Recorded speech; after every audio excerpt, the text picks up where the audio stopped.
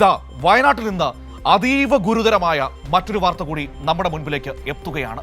വയനാട് മാനന്തവാടിയിൽ പുഴുവരിച്ച് ആശുപത്രിയിൽ എത്തിച്ച ആദിവാസി വയോധികനെ തിരിഞ്ഞു നോക്കാതെ മാനന്തവാടി മെഡിക്കൽ കോളേജ് ആശുപത്രി അധികൃതർ. മുഖത്തേറ്റ മുറിവിൽ പുഴുവരിച്ചെത്തിയ തൃശ്ശിലേരി കോളിമൂല ഉന്നതിയിലെ ബോളന്റെ മുഖത്ത് നിന്ന് ആ പുഴുവിനെ ഒന്ന് എടുത്തു മാറ്റാൻ പോലും ഈ ആശുപത്രി അധികൃതർ തയ്യാറായില്ല എന്ന ഏറ്റവും ഗൗരവതരമായ വാർത്ത എത്തുകയാണ്. ജോഷില നമ്മളോടൊപ്പം വയനാട്ടിൽ നിന്ന് ചേരുന്നു.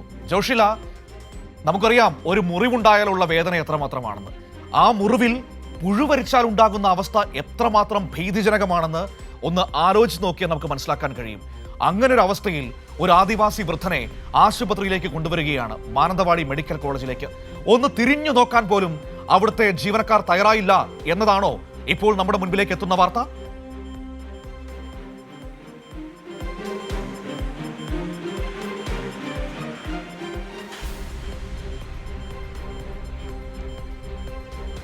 മനു, തൃശ്ശിലേരി കോളിമൂല ഉന്നതിയിലെ ബോളന്റെ അവസ്ഥയാണ് നമ്മൾ കാണുന്നത്. ബോളൻ ഒരു വർഷമായി ക്യാൻസർ പേഷ്യൻ്റ് ആണ്. ക്യാൻസർ പേഷ്യൻ്റ് എന്ന് പറയുന്നത് വായിൽ ആണ് ക്യാൻസർ ഉണ്ടായിട്ടുള്ളത്.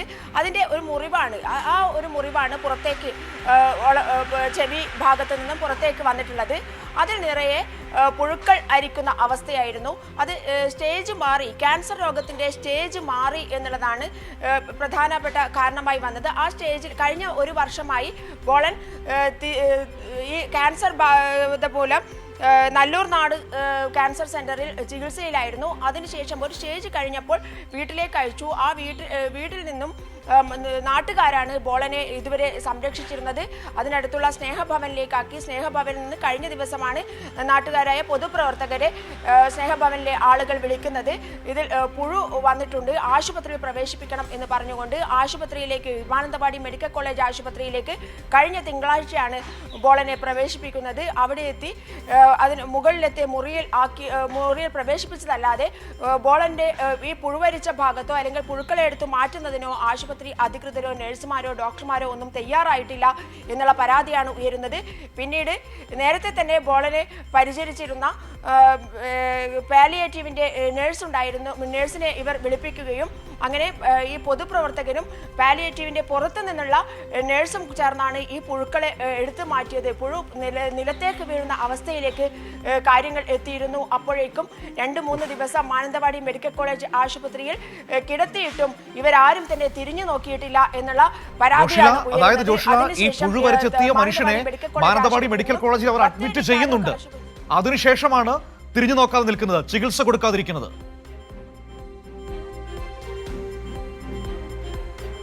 തീർച്ചയായും അവിടെ പ്രവേശിപ്പിച്ചു എന്നല്ലാതെ തിരിഞ്ഞു നോക്കിയിട്ടില്ല എന്നാണ് പറയുന്നത്. ഒന്നും ചെയ്തില്ല, ആ മനുഷ്യന്റെ ഈ മുറിവിലേക്ക്, പുഴുവരിച്ച മുറിവിൽ ഒന്നും ചെയ്തില്ല എന്നുള്ളതാണ് പറയുന്നത്. അതിനുശേഷം ഇവർ ചെയ്ത മറ്റൊരു വലിയ പ്രശ്നം എന്ന് പറയുന്നത് അദ്ദേഹത്തെ ബോളനെ ബത്തേരി താലൂക്ക് ആശുപത്രിയിലേക്ക് മാറ്റുകയാണ്. താലൂക്ക് ആശുപത്രിയിലേക്ക് മാറ്റുക. മെഡിക്കൽ കോളേജ് ആശുപത്രിയിൽ നിന്നും ഇത്രയേറെ ഗുരുതരമായ അവസ്ഥയിലുള്ള ഒരു രോഗിയെ താലൂക്ക് ആശുപത്രിയിലേക്ക് മാറ്റാനുള്ള ശ്രമങ്ങൾ നടത്തുന്നു. താലൂക്ക് ആശുപത്രിയിലേക്ക് ഈ പൊതുപ്രവർത്തകർ ബോളനെയും കൊണ്ടുപോകുന്നു. അവിടെ നിന്നും നഴ്സുമാർ ഈ പുഴുക്കളെ മാറ്റി വൃത്തിയാക്കി എന്നല്ലാതെ അവിടെ പ്രവേശിപ്പിക്കാൻ സാധിക്കില്ല, മറ്റു രോഗികളുണ്ട് ഇവിടെ എന്ന് പറഞ്ഞുകൊണ്ട് അവിടെ നിന്നും തിരിച്ചയക്കുന്ന അവസ്ഥയിലേക്ക് പോകുന്നു. പിന്നീട് വീണ്ടും മാനന്തവാടി മെഡിക്കൽ കോളേജ് ആശുപത്രിയിലേക്ക് എത്തുന്നു. അവിടെ നിന്നും ഇതേ സ്ഥിതി തുടരുകയാണ്. ഇപ്പോൾ വലിയ പ്രശ്നങ്ങളാക്കിയതിനു ശേഷം ഒരു ബെഡിലേക്ക് മാറ്റി അവരെ കൊതുക് വലയിലൊക്കെ ആക്കിയിട്ടുണ്ട് എന്നാണ് പറയുന്നത്. എന്നാൽ പോലും നമുക്കതിൻ്റെ ഉള്ളിലേക്ക് കടന്ന് ഈ ഒരു ദൃശ്യങ്ങൾ പകർത്താൻ സാധിക്കില്ല. എന്നാൽ പോലും വളരെ ദയനീയമായ അവസ്ഥയിലാണ് ഇപ്പോഴും ബോളന്റെ സ്ഥിതി തുടരുന്നത്. ഈ പൊതുപ്രവർത്തകർ പറയുന്നത് മരണമുറപ്പാണ്. എന്നാൽ പോലും അദ്ദേഹത്തിന് ആ അവസാന നിമിഷത്തിലെങ്കിലും അല്പം ആശ്വാസം നൽകാൻ ഈ സാധിക്കുന്നില്ല. മരണമുറപ്പ്, ക്യാൻസർ ബാധിച്ച മനുഷ്യനാണ് എന്ന് കരുതി, അവസാന സ്റ്റേജ് ആണെന്ന് കരുതി ഒരു മനുഷ്യനെ അങ്ങനെ ഉപേക്ഷിച്ച് കളയാൻ ആർക്കെങ്കിലും കഴിയുമോ? അപ്പോൾ എത്രമാത്രം ഹൃദയമില്ലാത്തവരാണ് അവിടെ പണിയെടുക്കുന്നവർ. ഇത് ഈ മാനുഷിക പിഴവുകൾ സംഭവിക്കാം, പക്ഷെ ഇത് മനുഷ്യത്വം തൊട്ട് തീണ്ടിയിട്ടില്ലാത്ത ഇടപാടാണ്, നടപടിയാണ് എന്ന് നമുക്ക് പറയേണ്ടി വരില്ലേ? മരിച്ചു പോകും എന്ന് കരുതി ഇങ്ങനെയൊക്കെ ചെയ്തു വിടാമോ? എന്താണ് ജോഷില സംഭവിച്ചുകൊണ്ടിരിക്കുന്നത്? ഇങ്ങനെയൊന്നും നമ്മൾ ഇതുവരെ കേട്ടിട്ടില്ല.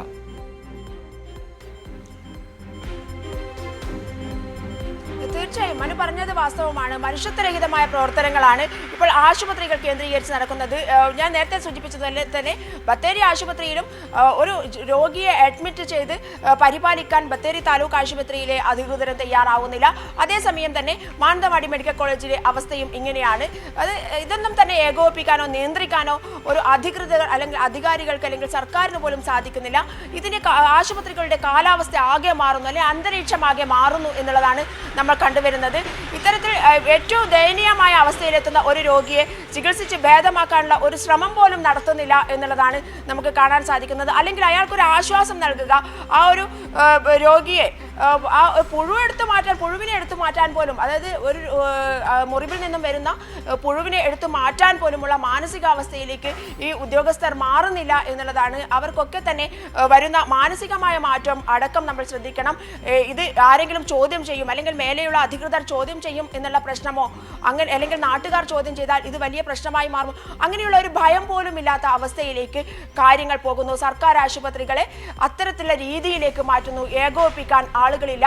സർക്കാരിന്റെ കയ്യിൽ നിന്നും ഈ ആശുപത്രികൾ വിട്ടുപോകുന്നു എന്നുള്ളതാണ് നമുക്ക് കാണാൻ പറ്റുന്ന ഒരു പുതിയ ചിത്രം എന്ന് പറയുന്നത്. മനു.